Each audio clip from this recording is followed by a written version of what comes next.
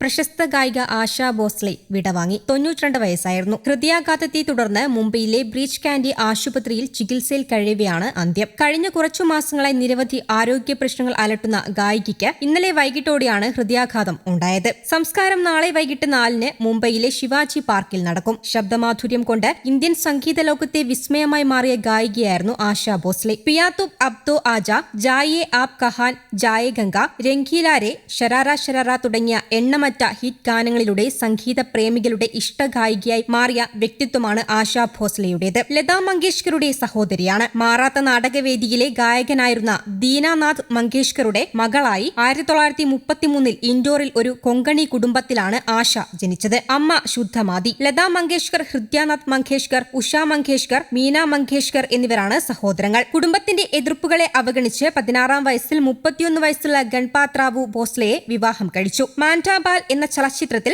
ചലാ ചലാ നവ്ബാല എന്ന ഗാനം പാടി ചലച്ചിത്ര മേഖലയിൽ തുടക്കം കുറിച്ചു. ഇന്ത്യൻ ചലച്ചിത്ര മേഖലയ്ക്ക് നൽകിയ സംഭാവനകളെ മാനിച്ച് ഇവർക്ക് 2000-ലെ ദാദാ സാഹിബ് ഫാൽക്കെ പുരസ്കാരം ലഭിച്ചു. ബംഗാളിലെ പരമോന്നത ബഹുമതിയായ ബംഗാഭിഭൂഷൺ പുരസ്കാരവും ആശയ്ക്ക് ലഭിച്ചിട്ടുണ്ട്. ഇന്ത്യൻ സിനിമ കണ്ട എക്കാലത്തെയും മികച്ച പാട്ടുകൾ പാടി അവർ ഇന്ത്യൻ സിനിമാ സംഗീതത്തിന് പുതുഭാവുകത്വമേറിയ ഗായികയായി മാറി. SD Barman, Naushad, OP Iyer, AR Rahman തുടങ്ങിയ വിവിധ സംഗീത സംവിധായകരുടെ ഈണങ്ങൾക്ക് ആശാ ഭോസ്ലെ ഗാനങ്ങൾ പാടി. 9 ഭാഷകളിലായി 10,000-ലേറെ ഗാനങ്ങൾ ആശാ ഭോസ്ലെയുടെ ശബ്ദത്തിലൂടെ ലോകജനത കേട്ടു. ഒരിക്കലും പ്രായമാകാത്ത ശബ്ദം, അതിനേക്കാളേറെ കാലത്തെ അതിജീവിക്കുന്ന ആലാപന സൗകുമാര്യം. പോപ്പും ഗസലും ഭജനുകളും ക്ലാസിക്കൽ സംഗീതവും നാടൻ പാട്ടുകളും ഖവാലിയുമെല്ലാം അനായാസം കൈകാര്യം ചെയ്ത ഇന്ത്യക്കാരുടെ സ്വന്തം ആശാജി. ഗ്രാമി അവാർഡിന് നാമനിർദ്ദേശം ചെയ്യപ്പെട്ട ആദ്യത്തെ ഇന്ത്യൻ ഗായികയാണ് ആശാ ഭോസ്ലെ. 2006-ൽ you have stolen my heart എന്ന ആൽബത്തിലൂടെ ആശയ്ക്ക് വീണ്ടും ഗ്രാമി നിർദ്ദേശം ലഭിച്ചു. മഹാരാഷ്ട്ര സംസ്ഥാനത്തിന്റെ 17 അവാർഡുകളാണ് അവരെ തേടിയെത്തിയത്.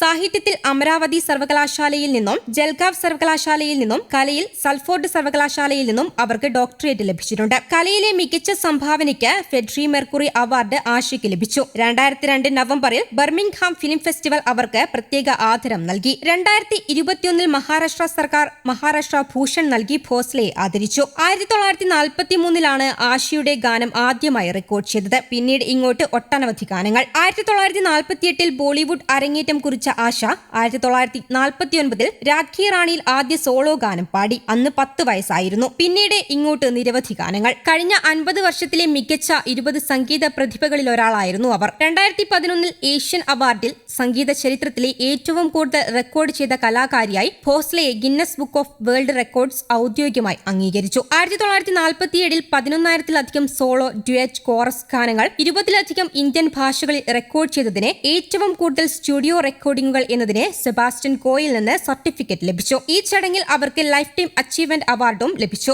ജോധ്പൂർ നാഷണൽ യൂണിവേഴ്സിറ്റിയിൽ നിന്ന് ആദ്യത്തെ ഡോക്ടർ ഓഫ് ലിറ്ററേച്ചർ പുരസ്കാരം നേടിയത് ആശാ ഭോസ്ലെയാണ്. 2015-ലെ BBC-യുടെ 100 പ്രചോദനാത്മക വനിതകളുടെ പട്ടികയിലും അവർ ഇടം നേടി. ഫ്ലവേഴ്സ് കുടുംബവുമായി നല്ല ആത്മബന്ധമായിരുന്നു ആശാ ഭോസ്ലെയ്ക്ക്. 2015-ൽ ഫ്ലവേഴ്സ് ചാനൽ ഉദ്ഘാടനം ചെയ്തത് ആശാ ഭോസ്ലെയായിരുന്നു.